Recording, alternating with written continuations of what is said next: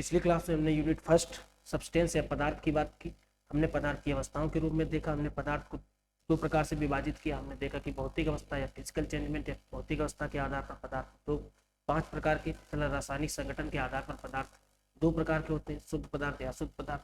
आज हम उन्हीं में देखेंगे कुछ शुद्ध पदार्थ या कुछ अशुद्ध पदार्थ, जैसे कि तत्व, एलिमेंट, यौगिक हो या एटम परमाणु हो या मोलिकुल अणु हो। इसके अलावा हम कुछ चीजें और अलग से देखेंगे, जैसे कि विलयन, मिश्रण जो मिश्रण का एक टाइप होते हैं, समांगी मिश्रण या विषमांगी मिश्रण। जो समांगी मिश्रण होते हैं उन्हीं को हम विलयन कहते हैं।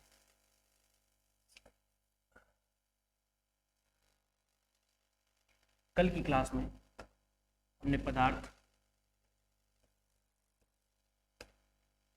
पदार्थ के 2 रूपों की बात की। देखिएगा, पिछली क्लास का रिवीजन साथ साथ करते चलेंगे। बेशक 5 मिनट हमें ज़्यादा लग जाए, लेकिन हम पिछली क्लास में हमने क्या पढ़ा उसकी हमें जानकारी होनी चाहिए। इसके बाद हम आगे क्लास स्टार्ट करेंगे, क्योंकि उसी से हमें जोड़ना होता है। अगर कोई यहीं से स्टार्ट करता है तो उसको पीछे का समझ में आना चाहिए कि हमने पिछली क्लास में क्या देखा था। तो पदार्थ जो हमने 2 भागों में डिवाइड किया था, एक तो भौतिक स्वरूप के आधार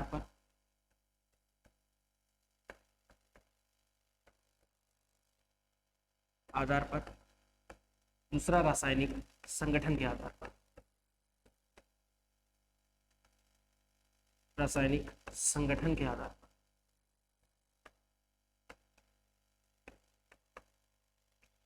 हमने इसमें भौतिक के आधार पर जब देखे थे तो हमने बताया था आपको पदार्थ 5 प्रकार से होते हैं, सॉलिड, लिक्विड और इसके अलावा गैस, प्लाज्मा और बोस आइंस्टीन कंडेंसेट।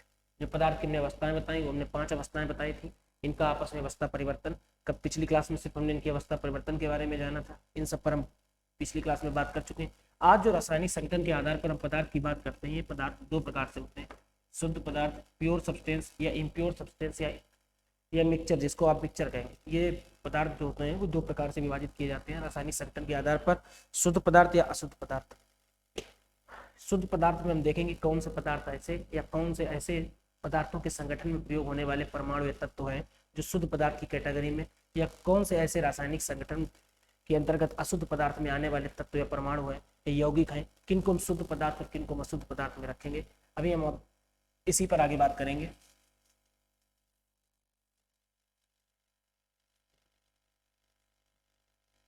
उससे पहले हम देखेंगे कि जो भी पदार्थ, मान लीजिए एक लोहा है, उसको अगर हम कूट कर उसकी न्यूनतम अवस्था में लाएं, जो उसका सबसे छोटा कण होगा, सबसे सूक्ष्म कण होगा, वो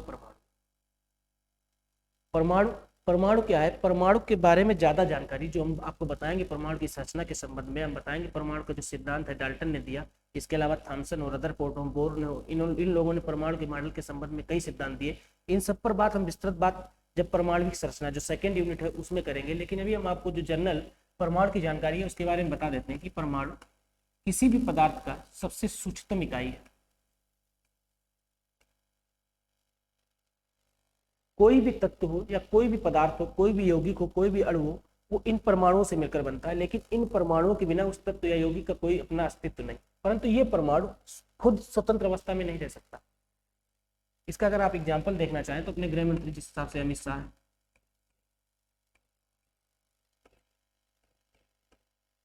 है, हर एक कोई भी नियम हो, कोई भी कानून, सब बनाने में इनकी मुख्य भूमिका। जब ये फंसते हुए प्रतीत होते हैं तो कह देते हैं कि मैं तो स्वतंत्र।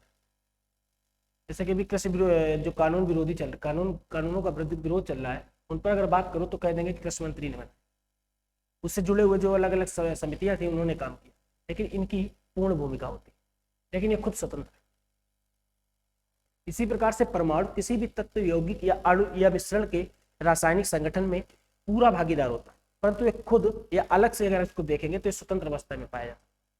अगर हम परमाणु में जब आगे परमाणु संरचना में बात करेंगे तो हम इसके बोर, रदरफोर्ड, थॉमसन जो इसके संबंध में जितने भी सिद्धांत दिए उन सभी पर बात करेंगे। अभी हम जनरल जान लेते हैं कि जो परमाणु होता है वो किसी भी पदार्थ की सूक्ष्मतम संगठित इकाई है। संगठित इकाई मतलब स्मॉलेस्ट ऑर्गेनाइज्ड यूनिट।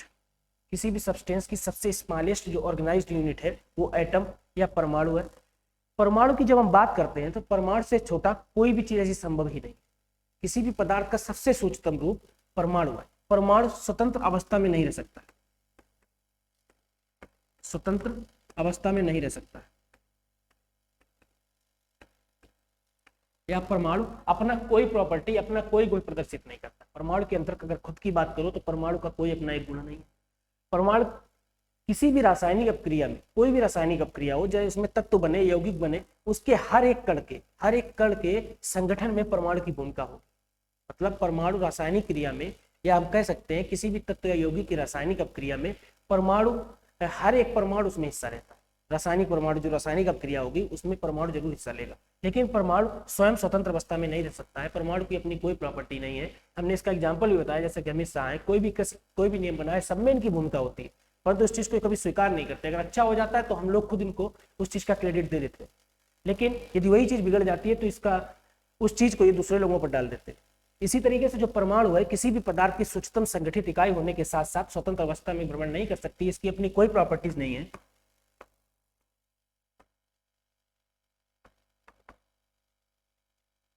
इसकी अपनी कोई प्रॉपर्टी नहीं। लेकिन परमाणु, अगर हम जब परमाणु की संरचना पढ़ेंगे तो हम बताएंगे आपको कि परमाणु जो होता है, परमाणु मुख्यतः जब परमाणु पर आगे चलकर खोजें होंगी, या आगे चलकर कई थॉमसन या रदरफोर्ड या बोर जिन्होंने परमाणु मॉडल दिए, तो इन्होंने बताया कि परमाणु के नाभिक में प्रोटॉन और न्यूट्रॉन होते हैं, इसके आसपास न्यूट्रॉन चक्कर लगाते रहते हैं। जब हम परमाणु की संरचना पढ़ेंगे तो हम आपको उसमें बताएंगे इलेक्ट्रॉन का परमाणु क्रमांक या परमाणु भार, उसका द्रव्यमान क्या होता है, उस पर आवेश क्या होता है, प्रोटॉन, न्यूट्रॉन, इन सभी पर हम बात करेंगे। अभी हम इसके आगे बात करेंगे जो तत्व हम शुद्ध या अशुद्ध पदार्थ पढ़ रहे हैं, उन्हीं में हम देखेंगे तत्व क्या है, यौगिक क्या है, मिश्रण क्या है, इसके अलावा हम अणु क्या है, इन सब पर बात करेंगे। तो अभी हम परमाणु को लेते हैं, परमाणु से आगे बढ़ते हैं। परमाणु या एटम,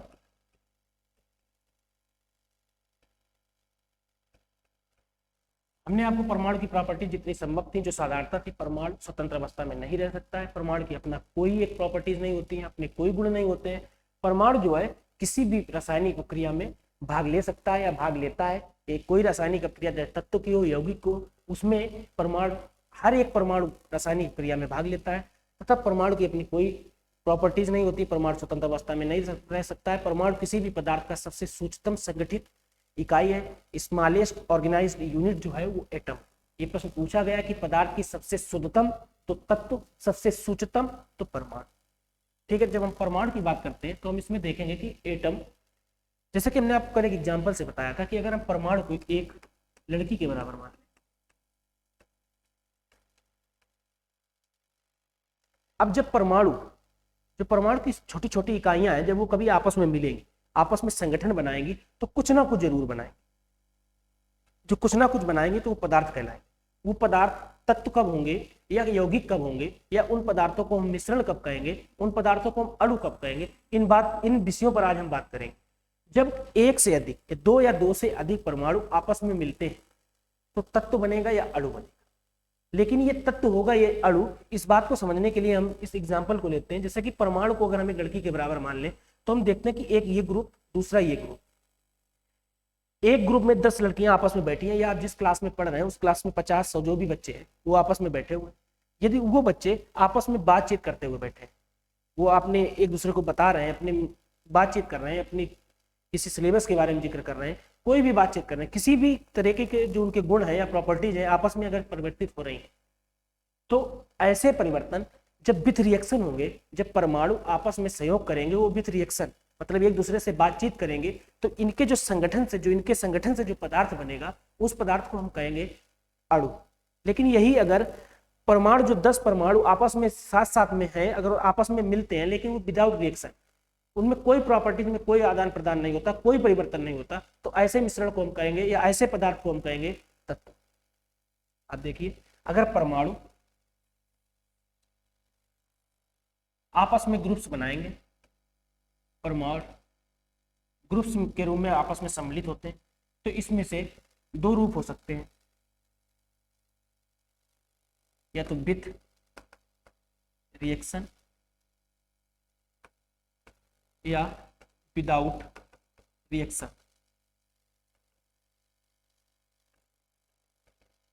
अगर परमाणु आपस में सहयोग करते हैं या आपस में एक दूसरे से मिलते हैं, ये परमाणु किसी भी पदार्थ की सूक्ष्मतम अवस्था, ये अगर आपस में मिलकर कोई तत्व या कोई संगठन बना रहे हैं तो उस संगठन को यदि विथ रिएक्शन मतलब रासायनिक अपक्रिया द्वारा आपस में गुणों का आदान प्रदान करके अगर वो आपस में मिल रहे हैं, एक दूसरे से बातचीत कर रहे हैं, तो इस तरीके से जो पदार्थ बनेगा उस पदार्थ को हम अणु या मॉलिक्यूल कहेंगे। जब विदाउट रिएक्शन इस तरीके से अगर कोई परमाणु या कोई पदार्थ बनेगा तो उसको हम तत्व या एलिमेंट कहेंगे। इसको एक बार एग्जांपल जरूर समझ लो। किसी क्लास में आप बैठे, उस क्लास में 100 लड़के हैं, अगर वो लड़के आपस में बातचीत कर रहे हैं, अगर वो लड़के आपस में बातचीत करते हैं तो उनमें कोई ना कोई प्रॉपर्टीज का आदान प्रदान जरूर होगा। उनमें से कुछ लोग जो ज्यादा पढ़ते हों वो दूसरों को बताएंगे हम इतने घंटे पढ़ते हैं, वो बताएंगे हम 3 घंटे पढ़ते हैं, तो उनके कहीं ना कहीं अगर गुण आदान प्रदान होंगे आपस में। ये 10 महिलाओं या 10 लड़कियों का समूह है जो आपस में बैठे, अगर वो आपस में बातचीत कर, वैसे लड़कियां अगर आपस में 10 एक साथ बिठा दोगे तो बातचीत जरूर करेंगी, लेकिन हम मान लेते हैं कि अगर वो बातचीत नहीं कर रहे हैं, 10 लोगों का एक समूह है जो आपस में बातचीत कर रहा है, 10 लोगों का एक समूह है जो आपस में बातचीत नहीं कर रहा है। यदि वो 10 लोगों का समूह आपस में बातचीत कर रहा है तो उस समूह को, जहां पर हर एक व्यक्ति जो उस समूह में बैठा है उसको हम एटम या परमाणु मान लेते हैं, तब वो जो ग्रुप है उस ग्रुप को अगर हम एक साथ उठा लें तो उस ग्रुप को, बातचीत करने वाले ग्रुप को हम मॉलिक्यूल या अणु कहेंगे। लेकिन वही 10 लोगों का समूह जिसमें से हर एक लोग को हम एक एटम मानते हैं, बिना बातचीत किए साथ साथ बैठे हैं, तो ऐसे समूह को हम तत्व या एलिमेंट कहेंगे। अब इसी में हम आगे बात करेंगे। परमाणु के बारे में हमने आपको पूरी बता दी कि परमाणु क्या होता है। किसी भी पदार्थ का सबसे सूक्ष्मतम रूप जो है वो परमाणु है। परमाणु स्वतंत्र अवस्था में नहीं रह सकता है, परमाणु के अपने कोई गुण नहीं होते हैं। इसके अलावा कुछ परमाणु से संबंधित जो सिद्धांत थे उनके हमने एक निष्कर्ष के रूप में आपको बताया कि परमाणु के नाभिक में प्रोटॉन और न्यूट्रॉन होते हैं तथा इसके आसपास इलेक्ट्रॉन चक्कर लगाते रहते हैं। लेकिन परमाणु के बारे में और जानकारी है परमाणु संरचना जो चैप्टर यूनिट सेकेंड है उसमें बात करेंगे। अभी हम बात करते हैं तत्व या अणु, जिसे मॉलिक्यूल या एलिमेंट।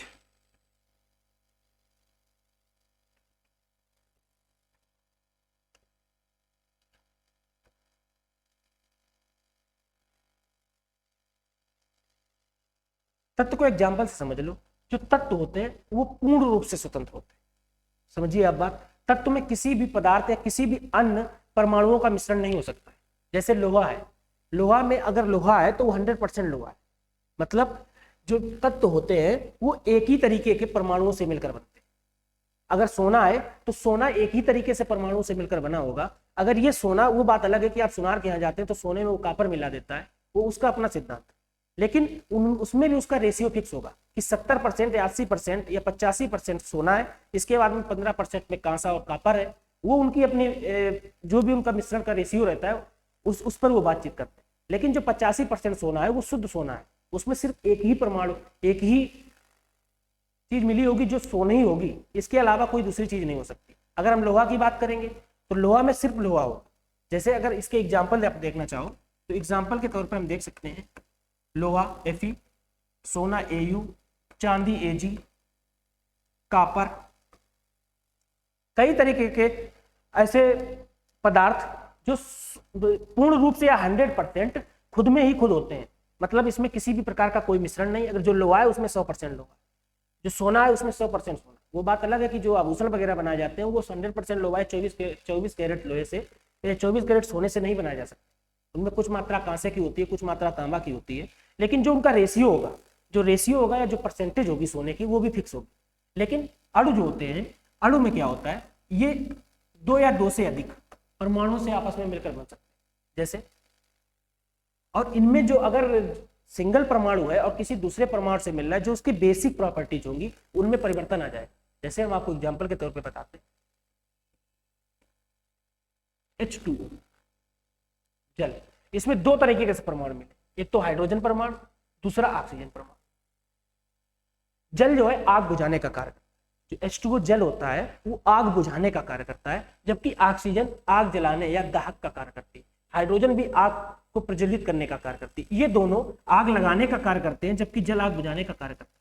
मतलब हम आपको बताने की कोशिश कर रहे हैं कि जब परमाणु जो परमाणु, जो बेसिक यूनिट थी, जो बेसिक पदार्थ का रूप था, उसमें हाइड्रोजन, जब हम सिर्फ हाइड्रोजन को लेते थे या सिर्फ ऑक्सीजन को लेते थे, तो ये दोनों क्या करते थे, ऑक्सीजन भी आग लगाने का कार्य करती थी, हाइड्रोजन भी आग लगाने का कार्य करती थी, मतलब इनकी उपस्थिति में आकर ज्वलनशील पदार्थ जल उठते थे। लेकिन यदि वही ज्वलनशील पदार्थ जल उठते हैं तो उनको बुझाने का कार्य H2O करे। इनमें इन पदार्थ की रेशियो या इन पदार्थ की परसेंटेज की बात नहीं की जाती, इनमें हम नंबर्स की बात करते हैं। हम कहते हैं कि हाइड्रोजन के 2 परमाणु, ऑक्सीजन का 1 परमाणु, ये 1:8 में मिलकर ही जल बनाएंगे। इसके अलावा अगर हम और दूसरे और एग्जाम्पल देखना चाहें अणु का, तो अणु का एग्जाम्पल हम एक देख सकते हैं कि कार्बन और ऑक्सीजन आपस में अगर मिलेंगे तो कार्बन मोनोऑक्साइड भी बना सकते हैं। इसके साथ साथ जब कार्बन ऑक्सीजन आपस में मिलेंगे, जब कार्बन और ऑक्सीजन आपस में मिलेंगे तो कार्बन मोनोऑक्साइड भी बना सकते हैं, या कार्बन और ऑक्सीजन आपस में मिलकर कार्बन डाइऑक्साइड भी बना सकते हैं। कार्बन, अगर सिर्फ कार्बन की बात करोगे तो किसी भी पदार्थ या किसी भी जीवाश्म की आयु मापने के लिए प्रयोग किया जाता है कार्बन 12, जो इस कार्बन का एक अप्रूव होता है।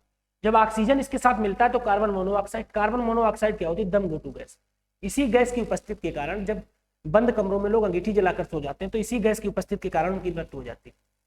कार्बन और ऑक्सीजन जब आपस में मिलेंगे, ये बात अलग है, इनके संतुलन पर नहीं जाएंगे, इनके बैलेंसिंग पर नहीं जाएंगे, बैलेंसिंग की बात हम बाद में करेंगे जब हम ऑक्सीडेशन रिडक्शन क्रियाएं पढ़ेंगे तो मैं आपको बैलेंसिंग भी बताएंगे। अभी सिर्फ आपको ये देखना है कि कार्बन ऑक्सीजन आपस में मिलकर कार्बन डाइऑक्साइड भी बना सकते हैं, कार्बन और ऑक्सीजन आपस में मिलकर कार्बन मोनोऑक्साइड भी बना सकते हैं। जो कार्बन डाइऑक्साइड है वो विषैली गैस है, लेकिन कार्बन मोनोऑक्साइड की अपेक्षा कम, इससे दम तो घुटता है लेकिन व्यक्ति की मृत्यु नहीं होती।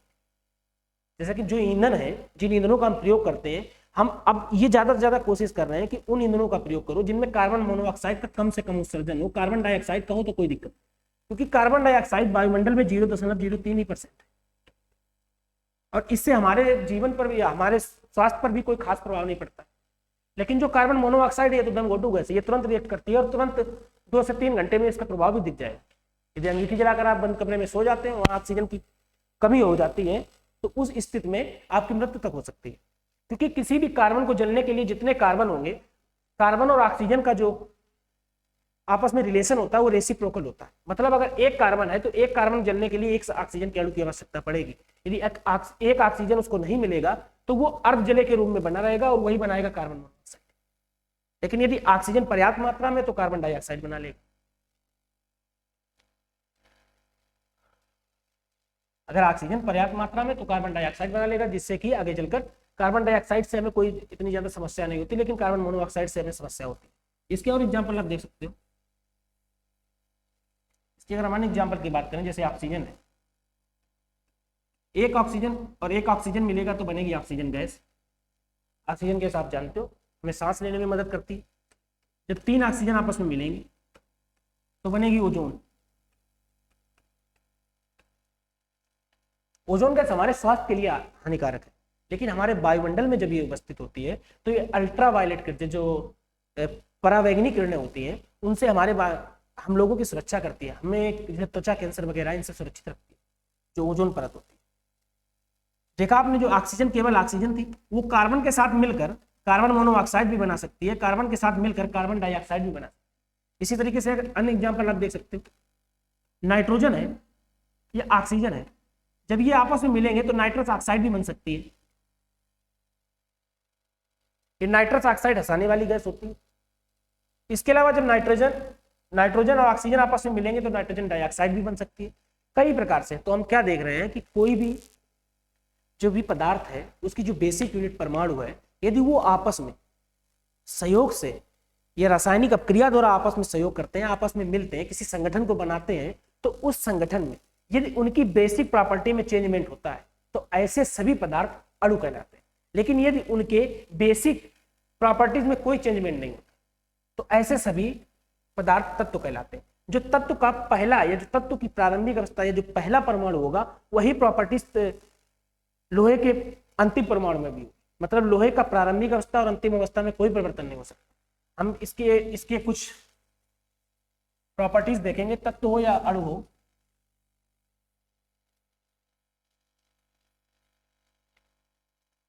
तत्व या अणु,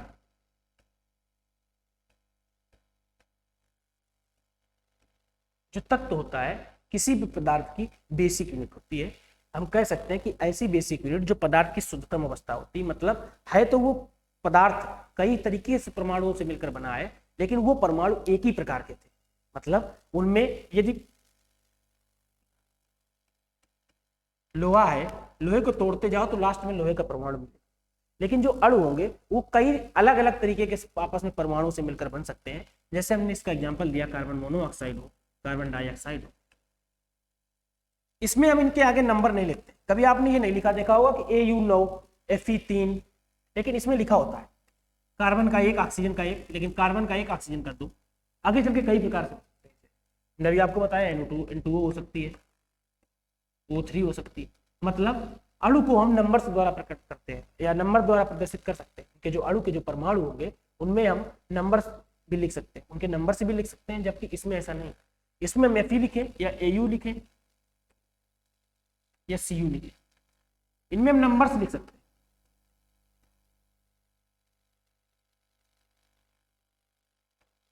इनका नंबर्स नहीं लिख सकते, लेकिन इनमें हम परसेंटेज या रेशियो लिख सकते हैं।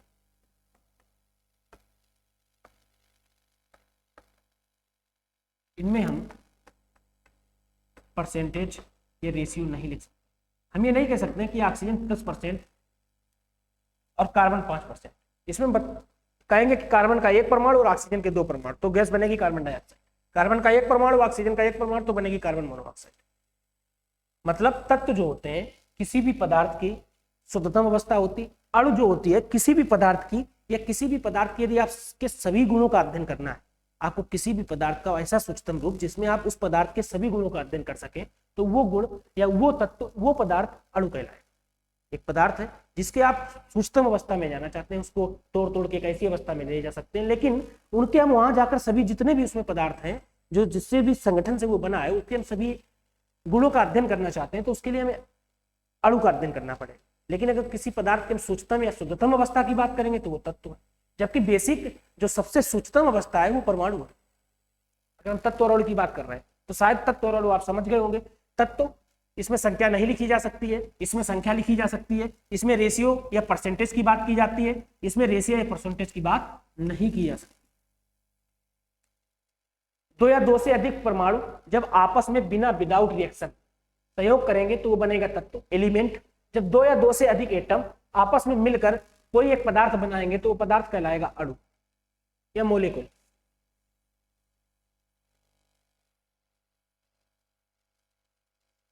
अब हम तत्व और अणु पर बात कर रहे हैं, क्योंकि हमने परमाणु को इसलिए कम पढ़ा था क्योंकि परमाणु में हम परमाणुविक संरचना में देखेंगे, अणु को भी हम आणविक संरचना में और विस्तृत में देखेंगे। हम आपको बताएंगे कि अणु किस हिसाब से समपरमाणविक या विषम परमाणुविक भी होता है। जो विषम परमाणुविक होते हैं वही यौगिक होते हैं, ये सब हम आपको बताएंगे। लेकिन विषम परमाणुविक क्या होता है, जैसे ऑक्सीजन के सभी मिले हैं तो ये समपरमाणुविक, सभी एक समान परमाणु आपस में मिलकर एक अणु बना रहे हैं, ओजोन गैस का।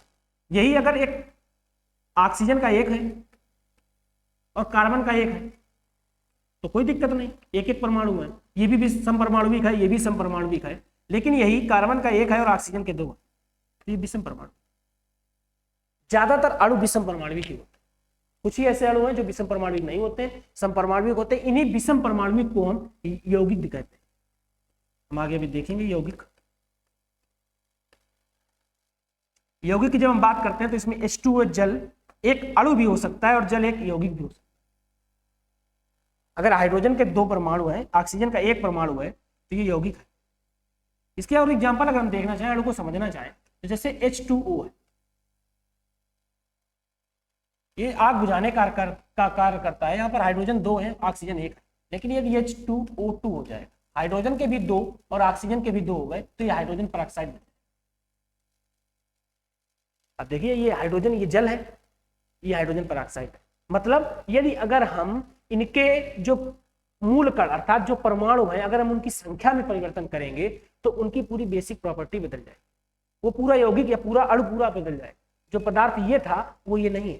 तो जल एक अणु भी होता है, जल एक यौगिक भी होता है। हम ये सब आपको बताएंगे जब हम परमाणुविक संरचना या आणविक संरचना दोनों की बात करेंगे। अभी जब हम तत्व पढ़ रहे हैं तो तत्व में हम कुछ चीजें देखेंगे। हमने आपको बताया कि परमाणु विद रिएक्शन या विदाउट रिएक्शन, जब वो आपस में क्रिया करके एक दूसरे से आपस में क्रिया करते हैं, यदि वो क्रिया करके कोई यौगिक बनाते हैं या कोई पदार्थ बनाते हैं तो वो अणु कहलाता है। लेकिन जब विदाउट रिएक्शन कोई पदार्थ बनाते हैं तो वो पदार्थ तत्व कहलाता है।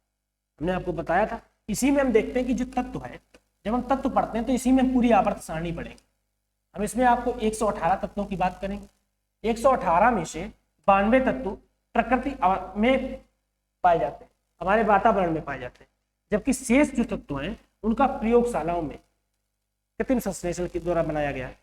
मतलब जो शेष तत्व हैं वो कहीं ना कहीं आर्टिफिशियल एलिमेंट है। जो 92 तत्व हैं ये प्रकृति में पूर्ण रूप से या स्वतंत्र अवस्था में पाए जाते हैं।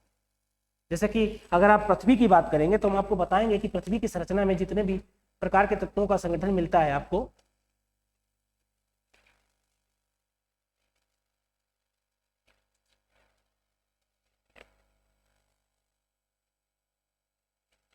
या मानव शरीर में तत्व की अगर हम बात करेंगे तो मानव शरीर में 65% ऑक्सीजन, 18% कार्बन, 10% हाइड्रोजन, इसके अलावा 3% नाइट्रोजन, 2% कैल्शियम, 1% फास्फोरस, 0.3% पोटेशियम और 0.25% सल्फर होता है।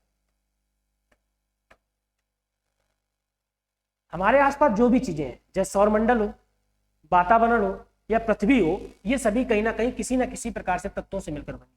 जिसमें अगर हम मानव शरीर की बात करें तो 65% ऑक्सीजन, 18% कैल्शियम, 10% हाइड्रोजन, 3% नाइट्रोजन और शायद 2% कैल्शियम, 1% फास्फोरस, 0.3% पोटेशियम और 0.2% फास्फोरस पाया जाता है। ये सब मानव शरीर में प्रयोग किए जाने वाले या मानव शरीर में पाए जाने वाले तत्व हैं।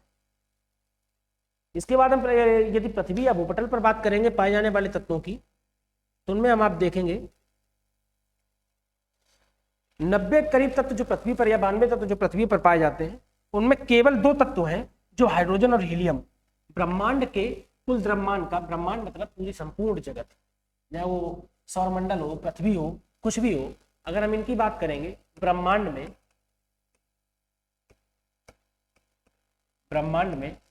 99% भाग में केवल 2 तत्व हाइड्रोजन और हीलियम पाए जाते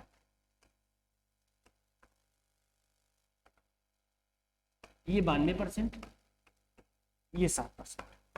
मतलब ब्रह्मांड में सिर्फ 2 तत्व पाए जाते हैं, हाइड्रोजन या हीलियम। हमने आपको बताया था कि जो मानव शरीर है उसमें कई प्रकार से तत्व पाए जाते हैं। इसके अलावा जो 65% ऑक्सीजन थी, 18% कार्बन थी, और इसके अलावा पृथ्वी पर जो तत्व पाए जाते हैं उनमें सबसे ज्यादा ऑक्सीजन या सिलिकॉन होती है। इसमें भी हाइड्रोजन और हीलियम बताया, ये ब्रह्मांड में पाए जाने वाले। जब पृथ्वी पर बात करेंगे हम, पृथ्वी पर करीब 46%, 46.7% ऑक्सीजन, इसके अलावा 27.7% सिलिकॉन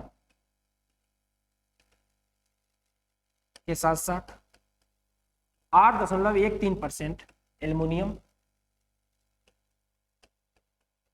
5% लोहा और 3.6% कैल्शियम प्लस 1.8% सोडियम पाया जाता है।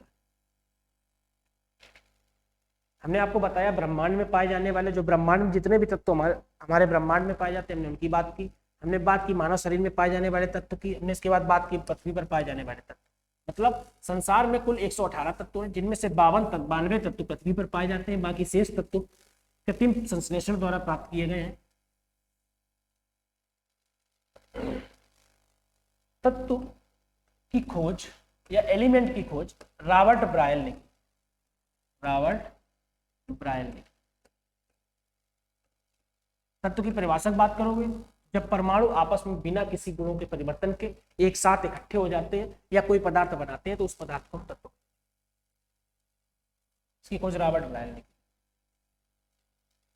इसके बाद हम देखेंगे कि तत्व या अणु जब आपस में सहयोग करते हैं, जब तत्व या अणु आपस में सहयोग करते हैं, मतलब हमने आपको बताया था कि 10 महिलाओं का समूह या 10 लड़कियों का समूह एक, 10 लड़कियों का समूह दूसरा, ये आपस में बातचीत कर रहे हैं या बिना बातचीत के बैठे, लेकिन ये आपस में जब मिलेंगे तो जो समूह बनेगा वो आपस में बातचीत करेंगे। इसका कोई निर्धारण नहीं कर सकते हैं कि इस समूह के लोग आपस में बातचीत करेंगे या नहीं करेंगे, लेकिन हम ये कह सकते हैं कि जब तत्व या अणु आपस में मिलते हैं तो 2 एलिमेंट बनते हैं, या तो मिश्रण बनेगा, मिक्सचर, या यौगिक बनेगा।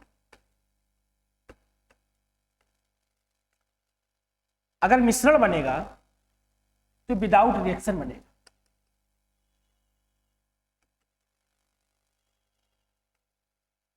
जब यौगिक बनेगा तो विथ रिएक्शन बनेगा। विदाउट रिएक्शन मिश्रण, विथ रिएक्शन यौगिक या कंपाउंड, विदाउट रिएक्शन मिक्सचर। मतलब यौगिक के अभी हमने एग्जांपल बताया, जैसे H2SO4, हाइड्रोजन के 2, सल्फर का 1, ऑक्सीजन के 4, और परमाणु आपस में जब मिले तो बना यौगिक H2SO4। H2O हमने बताया कि जो अणु थे वही विषम परमाणुविक अणु ही यौगिक कहलाए। तो जल का 2, ऑक्सीजन का 1 आपस में बना यौगिक। ये लेकिन विथ रिएक्शन बन रहा है, इनमें जो है वही सब जो अणु की प्रॉपर्टीज थी, जो एलिमेंट की प्रॉपर्टीज है वो मिश्रण के लिए, जो इसकी है वो मॉलिक्यूल की जो प्रॉपर्टीज थी है वो कंपाउंड के लिए कार्य करेंगी। मतलब कंपाउंड का हम नंबरिंग कर सकते हैं, लेकिन इनका रेशियो या परसेंटेज नहीं लिख सकते। इनका हम परसेंटेज या रेशियो लिख सकते हैं, नंबरिंग नहीं कर सकते। इनके गुणों में कोई परिवर्तन नहीं होता, इनके गुणों में परिवर्तन हो जाता है। इसी में जब हम पढ़ते हैं तो हम आगे पढ़ेंगे मिश्रण। अभी तक आपको क्या समझ में आया कि जब परमाणु आपस में रासायनिक सहयोग द्वारा मिलेंगे तो अणु बनेगा, जब विदाउट रासायनिक सहयोग, बिना किसी रासायनिक सहयोग के सिर्फ वो आपस में मिल जाएंगे, एक ग्रुप बना लेंगे तो तत्व कहलाएगा। लेकिन जब यही तत्व या अणु आपस में मिलकर किसी पदार्थ का निर्माण करेंगे तो वो पदार्थ यदि विथ रिएक्शन है या विदाउट रिएक्शन है, विदाउट रिएक्शन है तो मिश्रण बनेगा, यदि विथ रिएक्शन है तो यौगिक बनेगा। हम आप जब मिश्रण या पदार्थ की बात करते हैं तो हमने आपको बताया कि मिश्रण ये भी तत्व या अणु जो आपस में मिले थे विदाउट रिएक्शन, उनके संयोग से बने। इसको हम 2 भागों में बांट सकते हैं, समांगी मिश्रण या विसमांगी मिश्रण।